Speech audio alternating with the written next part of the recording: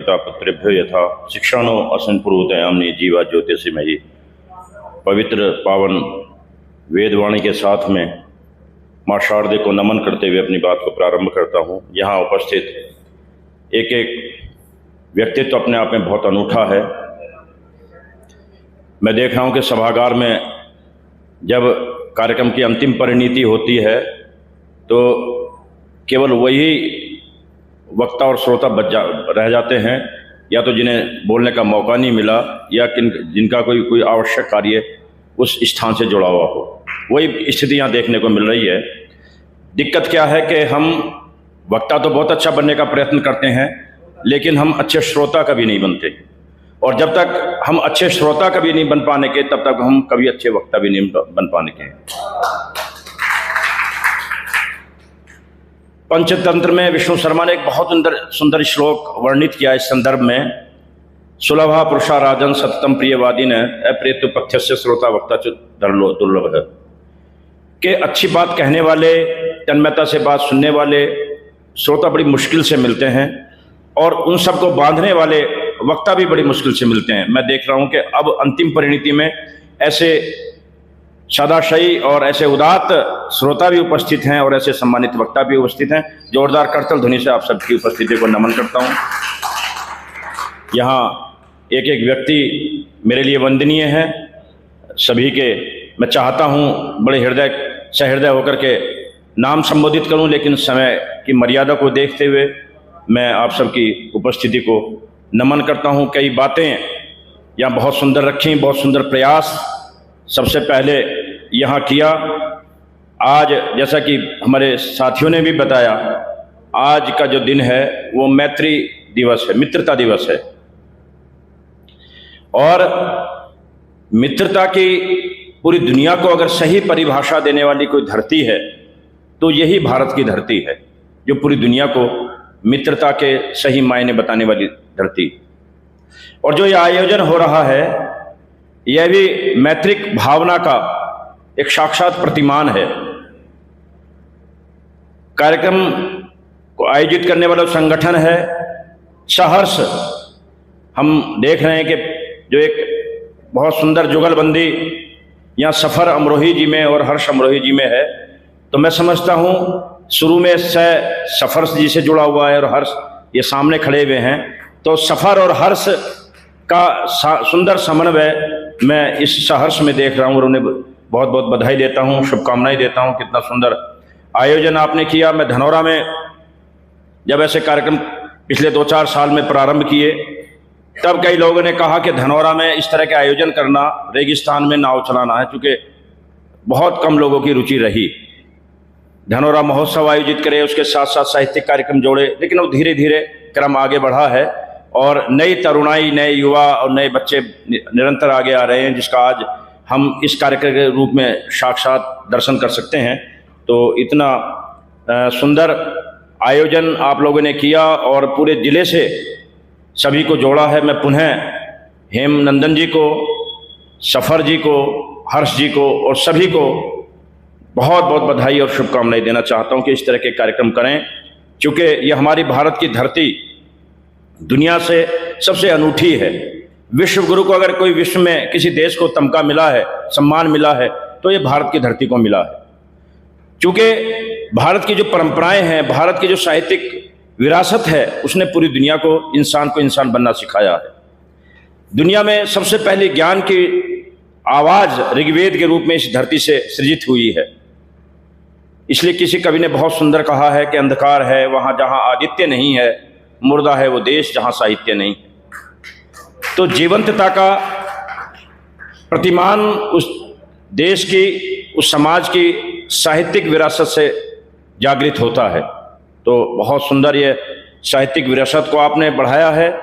चूँकि समय काफ़ी हो चुका, मैं भी बहुत कुछ कहना चाहता था, लेकिन क्योंकि 4 बजे से कार्यक्रम चला है और बहुत अनुशासित और बहुत अच्छा कार्यक्रम रहा। सम्माननीय अतिथि के रूप में सर्वेश शर्मा जी हमारे मध्य उपस्थित हैं। धनौरा में सामाजिक सरोकार से जुड़े हुए और हम सबका सदैव मार्गदर्शन करने वाले हैं। जोरदार करताल ध्वनि से आपकी उपस्थिति को नमन है।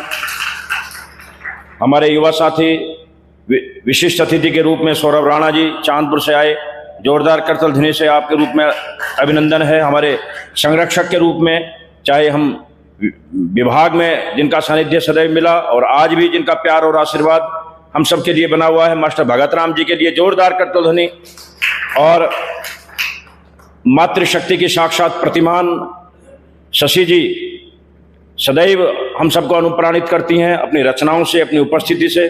तो जोरदार करतल ध्वनि जी के साथ में बहन शशि जी का, बहन रेखा रानी जी राज्य अध्यापक पुरस्कार से विभूषित, और साथ में सदैव उनके साथ आगे बढ़ने वाले, चलने वाले सम्मानीय देवेंद्र जी भी हैं, उनकी उपस्थिति को भी हम जोरदार करतल ध्वनि के रूप में नमन करते हैं।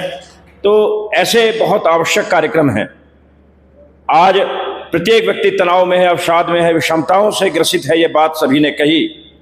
और बहुत सुंदर पंक्तियां हैं कि दर्द की संपदा हो गया आदमी, आदमी से जुदा हो गया आदमी। तो प्रत्येक व्यक्ति कहीं ना कहीं किसी टीस और मर्म से उलझ रहा है, लेकिन उसे जीवटता का यदि कोई संदेश देने वाली, उसे जीवनीय शक्ति यदि कहीं से मिलती है तो यही मंच है और यही विरासत है जो सदियों से हमें अनुप्राणित करती आई है। उस विरासत को आगे बढ़ाने का, समझने का और युवाओं को जागृत करने का उपक्रम इस मंच से हुआ है। मैं पुनः बहुत बहुत शुभकामनाएं देता हूं और इस तरह के क्रम निरंतर आगे बढ़ें। जो बात नागर जी ने कही कि आज युवा शक्ति जो कभी राष्ट्र का मेरुदंड है, जिसने देश की आज़ादी का शंखनाद किया, उस युवा शक्ति का क्या स्वरूप, विकृत स्वरूप हम लोगों को पिछले दिनों देखने को मिला। जिस युवा शक्ति का निनाद, आज ही के दिन एक व्यक्ति पैदा हुआ, पेंगली वेंकैया, भारत का जो ध्वज हम देखते हैं उसके जो डिजाइनकार थे, आज ही के दिन वो पैदा हुए और बहुत अच्छे आंध्र प्रदेश के उच्च श्रेणी के वो साहित्यकार भी हुए और उन्होंने तेलुगु में बहुत श्रेष्ठ साहित्य का सृजन किया। युवाओं के लिए उन्होंने कुछ पंक्तियां लिखी हैं, मैं आवश्यक समझता हूं कि आप लोगों के सामने उनकी पंक्तियों को रखा जाए। जो उन्होंने कही है कि जलती है आग जवानों में, सागर भी उफना करता है। युवाओं का राष्ट्र के प्रति क्या समर्पण भाव और क्या राष्ट्र और समाज को उनसे अपेक्षाएं हैं, और आज के युवाओं को यदि हम देखें तब तुलना करें कि क्या कल्पना युवाओं को लेकर के हमारे मनीषियों ने, हमारे ऋषियों ने की है और समाज का सशक्त मेरुदंड युवाओं को कहा है। उस संदर्भ में ये पंक्तियां हम सबको चिंतन का अवसर प्रदान करती हैं कि जलती है आग जवानों में, सागर भी उफना करता है, पर्वत उठता है बाहों पर, कानन भी लहरा करता है। जब राष्ट्र पताका झुकती है वो अपना शीश कटाते हैं, सम्मान राष्ट्र का रखने को वो अपना खून बहाते हैं। तो ये युवाओं का आदर्श रहा है और उस व्यक्ति ने इस देश की राष्ट्र पताका को तैयार किया। आज नमन करता हूं, उनकी आज जयंती है पेंगली वेंकैया जी की, जिन्होंने भारत का यह तिरंगा ध्वज तैयार किया। पुनः मैं आप सबको नमन करता हूं और एक एक क्षण बड़ा कीमती है जीवन का। यह हमारी परंपराओं में, हमारे मूल्यों में हमें सिखाया गया है। और वाणी से जो हम शब्द बोलते हैं, क्योंकि हम सब जानते हैं कि शब्द जो है शाश्वत होता है, शब्द कभी समाप्त नहीं होता। वाणी से जो शब्द उद्घोषित हो गया वो इस सृष्टि में वो अनंत काल तक रहने वाला है। गीता के जो वचन कभी भगवान श्री कृष्ण के मुख से निकले हैं, आज भी वो वातावरण में घूमते हैं।